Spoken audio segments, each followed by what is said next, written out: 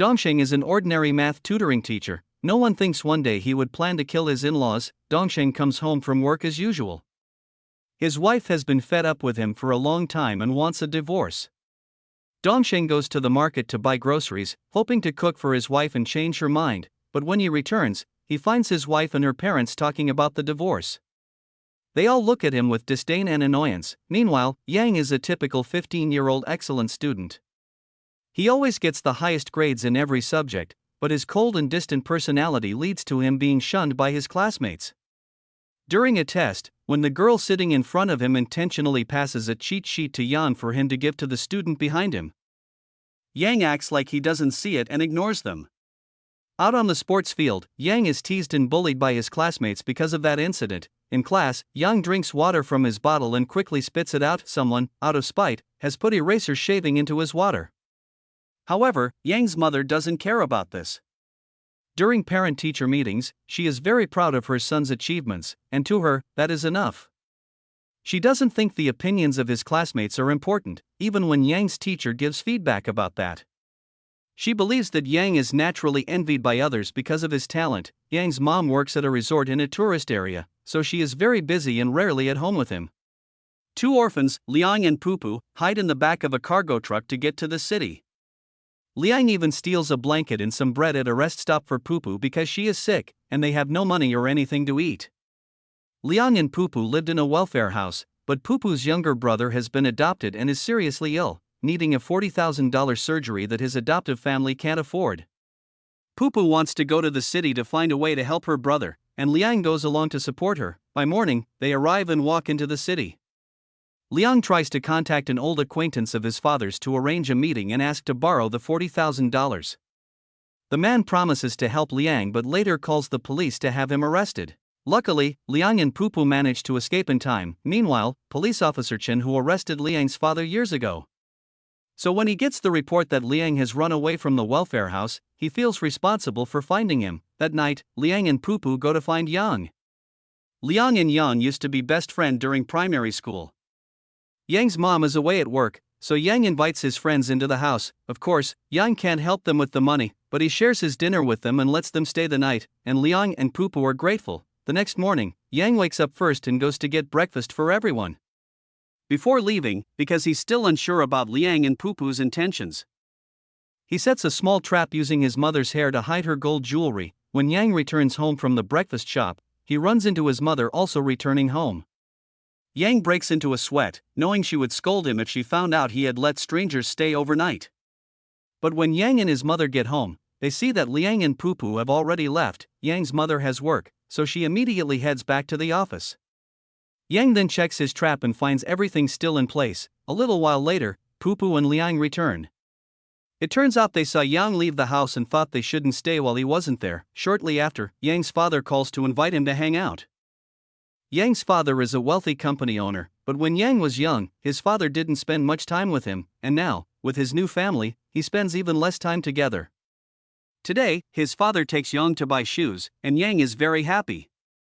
However, his father's second wife, Yang Ping, is not pleased and insists on coming along to disrupt the outing. She even brings along her daughter, Jingjing, who ends up stepping on Yang's new shoes. Yang Ping takes the opportunity to make a snide remark, criticizing Yang's worn-out clothes. That evening, Dongsheng's in-laws have a family gathering, but they don't inform him. When he arrives, everyone looks displeased. It turns out that Dongsheng is originally from another province and moved to this city for his wife.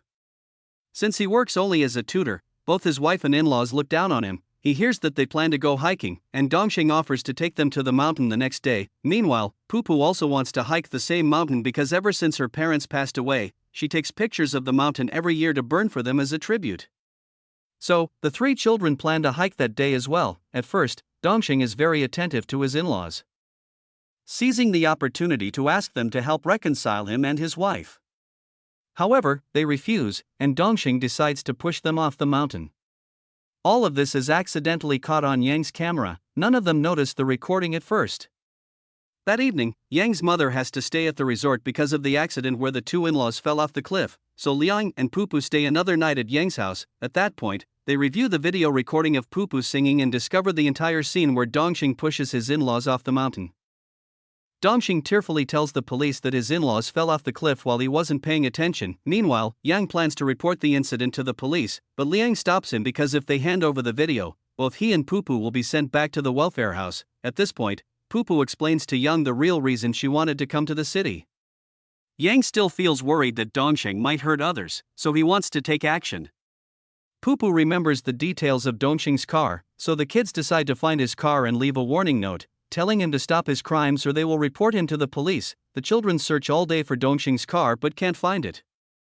Yang's mother calls to let him know she'll be coming home tonight, so Liang and Pupu won't be able to stay over. Meanwhile, Dongxing is at home taking a shower, revealing that he is bald and his hair is actually a wig, perhaps due to the stress of constantly trying to please his wife and her family. With his wife being a bit less harsh on him after the death of her parents, Dongxing feels quite smug. Liang gets a job at the docks, and the two kids stay in a shabby dorm room there. Liang wants to find his father because he believes his dad can help with Pupu's brother. The next day, some thugs at the docks try to steal Pupu's belongings. Liang rushes to defend her and fights back against them. When Liang is knocked to the ground by the attackers, Pupu throws hot water at the leader and helps Liang escape. As they run, Pupu has an asthma attack, but luckily, Liang has her inhaler and gives it to her in time. They go see Yang again, and Yang uses the excuse of bringing the trash out to bring them first aid supplies and food. The three of them then go to a bookstore. While Liang makes a call to Officer Chen to ask about his father, Chen seems unwilling to answer, causing Liang to snap and hang up. Meanwhile, Yang is reading a math book when someone strikes up a conversation with him, none other than Dongxing. Pupu immediately recognizes Dongxing as the killer, and at the same time, Liang finds Dongxing's car. Pupu pretends to be signing people up for bookstore memberships to get Dongxing's phone number, but he quickly becomes suspicious because Pupu is too little to do such job. At that moment, Liang steps in, pretending to bump into Dongxing and manages to steal his mobile phone. The phone is password protected, so they can't unlock it. Shortly after, Dongxing calls from his landline offering to pay a ransom to get his phone back. Liang hangs up the call. And the next call is from one of Dongxing's colleagues asking him to substitute a math class. Through this, they learn that Dongxing teaches at the Children's Palace. As night falls, Liang and Pupu have nowhere to go, but fortunately, the boatkeeper at the docks turns out to be from the same hometown as Pupu. Using her wits, Pupu convinces him to let her and Liang stay on the boat for the night. The next day, the three of them go to the Children's Palace. Yang also sees his stepmother Wang Yao and his half-sister Jingjing there. Yang decides to sign up for an extra math class with Dongxing to get closer to him. After the test, Yang slips a note warning Dongxing about his crimes into the test papers the students submit. Meanwhile, Pupu meets with Jingjing and leads her to the rooftop to talk. Pupu only wants to warn Jingjing not to bully Yang anymore, but Jingjing starts causing a scene. At that moment, Yang rushes to the rooftop, and Jingjing, encouraged, threatens to tell her father so he'll punish both Yang and Pupu. As Yang and Pupu try to leave, Jingjing escalates her tantrum, crying louder and even biting Pupu. She then threatens to jump out of the window to make it look like she's being bullied by them. Yang tries to stop her, but before he can get a word in, Jingjing slips and falls. At the same time, Officer Chen spots Liang and struggles to chase after him to talk. They both witness Jingjing falling into the courtyard below. Chen immediately has to handle the situation, and the three kids take the opportunity to flee unnoticed. Jingjing is rushed to the hospital, but she doesn't survive. Yang and his mother go to the hospital to comfort his father and stepmother who are devastated because of Jingjing's death. The police discover blood and skin tissue in Jingjing's teeth and want to find out who it belongs to. They even visit Yang's house to question him and take a DNA sample. Meanwhile, Dongxing grades the test papers and finds the warning letter from Yang. At first, he panics, but then he notices the imprint of writing on the envelope. He shades over it with a pencil to reveal the letters and compares the handwriting with the test papers. Discovering that Yang is the one who wrote the letter, Dongxing confronts the three kids. He initially tries to gaslight them, claiming it was all a misunderstanding, but the clever kids know he's a murderer because they have video evidence. He then offers to pay them in exchange for the footage, and the kids are tempted, thinking the money could help Pupu's younger brother. However, Dongxing, being just a lowly tutor, can only offer 30,000 yuan, but Pupu needs 10 times that amount. Dongxing gives the kids his contact information and tells them to think it over before leaving. Later that night, while taking out the trash, Dongxing sees his wife hugging and kissing another man downstairs. It turns out she's been cheating on him for a long time. The next day is Yang's birthday. He was supposed to spend it with his dad, but his father is too devastated by his daughter's death to celebrate. So, Yang spends the day with Liang and Pupu. The two kids had carried heavy crates for a convenience store in exchange for a pen to give Yang as a gift. The next day, after thinking it over, the kids decide to demand 300,000 yuan from Dongxing and call him. He tells them to come to his house. The kids are cautious. Yang and Pupu go to Dongxing's house to collect the money, while Liang waits in front of a police station with the video evidence. If they don't return by 4 p.m., he'll go straight to the police. At Dongxing's house, he complains about the large amount of money and lectures them, saying that kids should focus on studying. Pupu retorts, "Do you study to learn how to kill people?" Dongxing is silenced, and he stalls for time. Nearing 4 p.m., Yang tells him that Liang is waiting outside the police station with the video, and if Dongxing doesn't let them go, Liang will report him to the police. Dongxing admits he doesn't have that much money to give them right away. He then hands them a bank card and promises to transfer 30,000 yuan every week until they reach the full 300,000 yuan by the end of summer. The two kids take the card and rush back to meet Liang, who is about to walk into the police station to report everything to Officer Chen. Yang and Pupu arrive just in time, and Liang quickly changes the topic, saying he was just there to visit Officer Chen. Officer Chen believes him and invites Liang to his house for a meal. While there, Officer Chen's granddaughter starts playing with Liang's bag and pulls out the camera. Liang, not noticing this, asks Chen about his father, and the two get into an argument. Liang storms off. That night, when Liang returns to the boat, he realizes the camera is missing. Officer Chen finds the camera at his house, but its battery is dead, so he can't see the video. The next day, Chen visits Liang's father, who turns out to be receiving treatment at a mental health facility. This is why Chen hadn't wanted Liang to know about his father's condition, fearing it would upset him. Meanwhile, Yang's father, stepmother Wang Yao, and the police review CCTV footage from the children's palace. They see Yang leaving the place right after Jingjing's fall. Wang Yao immediately accuses Yang of being responsible for her daughter's death. She confronts Yang, accusing him of killing Jingjing, and when Yang insists he didn't do it, she lashes out, chasing and beating him. The commotion causes the neighbors to call Yang's mother. She rushes over to protect her son, but Wang Yao turns on her too, claiming that Yang's mother had instigated her son to harm Jingjing. Fortunately, neighbors intervene, pulling Wang Yao away and forcing her to leave. Afterward, Yang and his mother go to the hospital to treat his injuries. When they come back, they find the neighborhood plastered with flyers labeling Yang as a murderer. Although his mother hurriedly tears down the flyers and tries to comfort him, Yang remains deeply saddened. The next day, Liang and Pupu come to console Yang, and the three of them decide to go to Officer Chen's house to retrieve the camera. Pupu pretends to be a lost child and knocks on Chen's door. The kind officer helps her find her way home, leaving his house unattended. Meanwhile, Liang takes the opportunity to break into the house, and Yang's job is to stay outside and keep watch. A while later, Officer Chen's wife and granddaughter return home unexpectedly. Liang quickly hides under a cupboard. While hiding, Liang tries to make the little girl laugh but ends up making her cry loudly instead. Fortunately, this prompts the grandmother to take the child outside again, giving Liang the chance to retrieve the camera. Pupu, hearing the signal, pretends she's found her way home. When Officer Chen grows suspicious, Yang appears and claims to be Pupu's older brother, leading her away safely. The three children are happy that they successfully retrieved the camera. Meanwhile, Wang Yao continues to harass Yang's mother. She goes to her workplace to threaten her, but the director intervenes, testifying that Yang's mother was on duty that Saturday. In reality, the director is her lover, and they had been together that day, which forces Yang's mother to lie.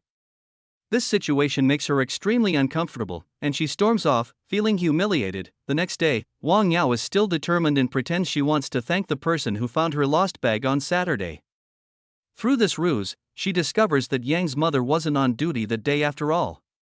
Wang Yao then takes her accusations to a public level. She goes to the tourism broadcast station, locks herself inside, and uses the PA system to announce that Yang's mother is a murderer who killed her daughter, Jingjing, and that the director is covering for her. A crowd gathers, but Wang Yao refuses to open the door. Finally, Yang's mother, pressured by the situation, reveals the truth that she had been with the director at a hotel on that day. Unbeknownst to her, Yang had come to the area to burn tribute offerings with Pupu and Liang, and he hears everything his mother confessed. That evening, tension rises between Yang and his mother. Yang confronts her, asking why she didn't tell him the truth. His mother, feeling ashamed and cornered, lashes out, blaming his father for being irresponsible and accusing Yang of being too young to understand how difficult it is to be an adult. This leaves a deep strain in their relationship. Soon after, the director also tells Yang's mother that he wants to end their relationship. His own mother wants him to marry a single woman and has introduced him to a suitable match, leaving Yang's mother heartbroken. Meanwhile, the kids check the account linked to Dongxing's card and find that no new money has been deposited, even though a week has passed. They call Dongxing, who this time turns hostile. He tells them that he has no more money to give and that they can go to the police if they want, but warns that since they've already accepted money from him, they could be charged with blackmail and be considered accomplices. He suggests they accept the money and hand over the camera. Dongxing thinks this will scare the kids off, but Yang still attends his class. After class, Yang confronts him, saying they aren't afraid of his threats. Yang tells him they will tell the police that Dongxing tried to bribe and threaten them into silence. And since Dongxing has killed 2 people, the death penalty is likely. Realizing his threats aren't working, Dongxing changes tactics and tries to divide them by offering Yang all the money if he hands over the video. But Yang refuses, saying he doesn't need money, he's doing this for his friends. After class, Yang's father picks him up. Liang and Pupu try to catch up with him, but Yang gets into the car with his dad and leaves. His father gives him a pair of swimming goggles and promises to take him for swimming lessons, which makes Yang happy. However, Yang soon realizes that the real reason his father wanted to meet was to probe him about Jingjing's death. When his father goes to the restroom, Yang looks inside the bag to put the goggles back and finds a recording device. It dawns on him that in his father's heart, Jingjing was the child who truly mattered. When his father returns, Yang shares a childhood memory of a rare occasion when his dad took him to that same place to eat. His father doesn't remember, but Yang does, because those moments with his father were so rare. Yang then tells his dad that if he could, he would have chosen to die instead of Jingjing, so his father wouldn't be so sad. His father, ashamed and unable to face his son, lowers his head in silence, filled with guilt. Dongxing's wife remains firm in her decision to divorce him, despite his attempts to reconcile. She has a passion for swimming but often suffers from low blood sugar, so she takes a pill before going into the ocean. Dongxing secretly swaps out her medication when packing her things into the car. As she prepares to leave, Dongxing pleads tearfully for another chance, but his wife just says bye and drives away. While watching her leave, Dongxing smirks, knowing that his plan is set in motion. Soon after, his wife goes swimming as usual but ends up drowning due to the pill Dongxing tampered with. Her lifeless body washes ashore. Yang attends swimming lessons regularly with his father and feels happier than ever. Meanwhile, Pupu grows increasingly worried as her little brother's condition worsens. After his wife's death, even though it was part of his plan, Dongxing feels an overwhelming emptiness. He isolates himself at home, no longer caring about anything, and even tries to destroy the wedding photo hanging on the wall in his bedroom. The kids try to contact him but get no response, suspecting that he might have run away. Yang goes to his tutoring class and finds a substitute teacher, so he decides to visit Dongxing's house again, while Yang is talking to Dongxing, Officer Yi, and his daughter, Ximin. A classmate of Yang arrive at the house to register for tutoring lessons. Officer Yi is handling the investigation into Jingjing's case, and Ximin, who is second in the class behind Yang, feels competitive and blames her father for not signing her up for tutoring earlier. They first assume Yang is there for extra lesson, but Officer Yi later senses something suspicious in Dongxing and Yang's behavior. Dongxing later considers selling his house to pay off the kids but changes his mind after hearing the buyers gossiping about his wife's death. With no other choice, the kids withdraw the 30,000 yuan in the card for Pupu's brother's surgery. After withdrawing the money, Liang reminds Pupu to keep it safe and asks Yang to copy the video evidence onto another memory card. Liang plans that once they have enough money for the surgery, he will expose Dongxing's crime and turn himself in to the police, taking full responsibility for the blackmail. Meanwhile, Dongxing calls his bank and gets the address of the ATM where the kids withdrew money. After making another deposit into the card, he tracks the children as they return to the same ATM to withdraw the money. Dongxing follows them and eventually discovers the boat where the kids are staying. He finds the stash of money hidden on the boat but doesn't take it, as his plan is far more sinister. He intends to kill them to eliminate any witnesses. Meanwhile, Officer Chen finally retires. On his first day of retirement, he decides to take Liang to visit his father at the mental institution. Seeing his father in such a state leaves Liang devastated and speechless, shattering all the hope he had held onto. Officer Chen plans to take Liang back to the welfare house, but Liang tells him he needs a few more days in the area to finish something important. When Chen refuses, Liang runs away, stealing Chen's motorcycle keys so that the officer cannot chase after him. To gather enough money to lure the kids, Dongxing decides to take out a high-interest loan from a loan shark, with an exorbitant interest rate due in just 3 days. He's confident that within that time, he can recover the money and deal with the kids. Dongsheng also prepares several cans of gasoline, planning to burn the boat where the kids are staying to kill them and destroy the evidence. He even checks the boat's windows to make sure no one can escape when the fire starts. Meanwhile, Wang Li, Wang Yao's younger brother and a gangster himself, visits his sister. Upon learning about Jingjing's death and Wang Yao's belief that Yang is responsible, he heads to the swimming pool, intending to drown Yang. However, Yang's father arrives just in time to save his son. With his sinister plan in place, Dongxing texts the kids, arranging a meeting at the bookstore to hand over the money. When Dongxing arrives, Poo signals to him that the other 2 kids are waiting upstairs. Shortly after, Officer Yi and his daughter Chimin also arrive at the bookstore and about to head upstairs. Recognizing them, Poo becomes nervous that their deal might be interrupted, so she quickly pretends to steal a book and runs out of the bookstore. Officer Yi chases her, but Poo manages to escape, leaving the book behind. This buys the other 2 enough time to complete their transaction with Dongsheng. When Dongxing comes downstairs, he encounters Officer Yi and Chimin. To avoid suspicion and not be seen with Yang and Liang, Dongxing pretends to help Chimin pick out a book, giving the boys a chance to slip away. Meanwhile, Wang Yao asks her brother Wang Li to take care of Yang and hands him the keys to her husband's seafood warehouse. Officer Chen decides he wants to become Liang's legal guardian, and his custody application is approved by the welfare agency. Eager to share the news, he sets out to find Liang and tell him. That night, the kids decide Yang should take the money home to keep it safe. Dongxing secretly follows Yang, planning to ambush him and reclaim the cash. However, before he can act, Wang Li attacks Yang first. Liang and Poo, who are following to make sure Yang gets home safely, rush to help him when they see the assault. Liang smashes a bottle over Wang Li's head and tells Poo and Yang to run. Just then, Officer Chen, who has been searching for Liang, arrives and tries to intervene and protect the kids. In a fit of rage, Wang Li stabs Officer Chen in the abdomen. The elderly officer falls, leaving Liang filled with guilt. Liang immediately calls for an ambulance, hoping Officer Chen will survive the attack. Wang Li, still full with rage, chases after Yang, drags him into his car along with the bag of money, and drives to the seafood warehouse. Poo, unsure of what to do, reluctantly asks Dongxing for help. Seeing an opportunity to retrieve his money, Dongxing agrees to follow Wang Li's car. At the warehouse, Wang Li forces Yang into a freezing room, dousing him with cold water to torture him. He calls Yang's father, demanding that Yang confess to killing Jingjing. However, Yang continues to insist on his innocence, crying and pleading for his father to come and save him. Dongxing spots the bag containing the 300,000 yuan inside Wang Li's car, so he sneaks into the cold storage area to steal Wang Li's car keys. Dongxing cuts the power, forcing Wang Li to leave the room and check the circuit.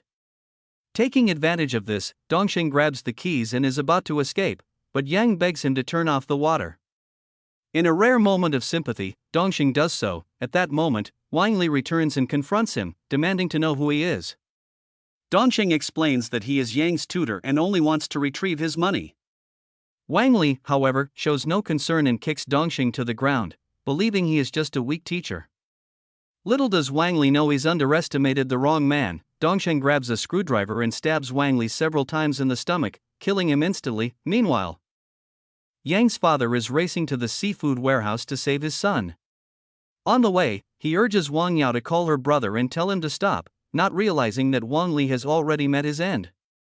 Dongxing, acting quickly, drags Wang Li's body into the freezer to hide it. He then rushes outside, uses Wang Li's car keys, and retrieves the bag of money. As Yang's father arrives at the warehouse, he finds Yang near freezing but still alive and rushes him to the hospital. Wang Yao stays behind, searching frantically for her brother. All she finds is his car with the keys still in the ignition. When she messages Wang Li, Dongxing replies using Wang Li's phone, pretending to be busy and unable to answer. At the hospital, Yang's condition improves, though his parents are deeply worried and stay by his side throughout the night. Meanwhile, Dongsheng returns to the warehouse, intending to dispose of Wang Li's body, but the warehouse door is now locked. Wang Yao later comes to the hospital, begging Yang's father not to press charges against her brother. She promises they will apologize and make amends. Initially, Yang's father refuses, but then he approaches his son to convince him to drop the issue, leaving Yang feeling frustrated and angry at his father's decision. Suddenly, Dongsheng enters the hospital room under the guise of visiting his favorite student, Yang. When Yang's dad leaves the room, Dongsheng reveals his true motif. He asks Yang for the keys to the seafood warehouse, threatening that if Yang doesn't help him, his secrets might be exposed. Yang, feeling cornered, tells Dongsheng that he doesn't have the keys, but that his father does. Dongsheng, eventually ready to leave. Before leaving, he even hands Yang a registration form for the math Olympiad. Meanwhile, Pupu and Liang are unable to travel as planned to visit Pupu's little brother due to a massive typhoon that has delayed all transportation. The two kids decide to rent a room at a small inn near the train station for the night. The innkeeper, noticing that the two children have no IDs, charges them an ridiculous price. Liang, seeing that Pupu is unwell, reluctantly agrees to pay and books the room. However, while Liang goes to fetch some hot water, he overhears police officers at the inn talking about checking rooms without proper IDs. Panicking, Liang rushes back to the room and wakes Pupu to flee the room. With nowhere else to go, Liang and Pupu are forced to seek help from Dongsheng, despite knowing that he is not to be trusted. Officer Yi visits Yang in the hospital to take his statement, and Yang chooses to lie, claiming that his father took him to the seafood warehouse the previous night, where he accidentally locked himself in while his father wasn't paying attention. Both Officer Yi and Yang's mother know he's not telling the truth, but Yang sticks to his story. Yang's mother becomes furious, feeling betrayed that her son would lie to protect his father, despite her own lifelong sacrifices for him. She criticizes Yang for showing loyalty to his father, who has barely been involved in his life and only recently reconnected after Jingjing's death. In response, Yang confronts his mother, reminding her of the day she demanded the divorce and how she was focused only on herself. Meanwhile, Dongsheng continues to text Wang Yao, pretending to be her brother Wang Li, claiming that he is on the run and cannot take calls. Dongsheng allows Liang and Pupu to stay in his living room until the storm passes, and Liang feels relieved hearing from him that Yang's condition is improving. Officer Chen, also recovering in the hospital, is weak but showing progress. He provides Officer Yi with a description of Wang Li for further investigation. 3 days pass, and the loan sharks arrive at Dongsheng's home to demand their repayment, along with an extra interest, threatening to cause a scene at the children's palace if Dongsheng refuses to comply. The kids feel guilty upon realizing that Dongsheng took a high-interest loan just to pay them. And Pupu even bandages his wounds with a medical patch.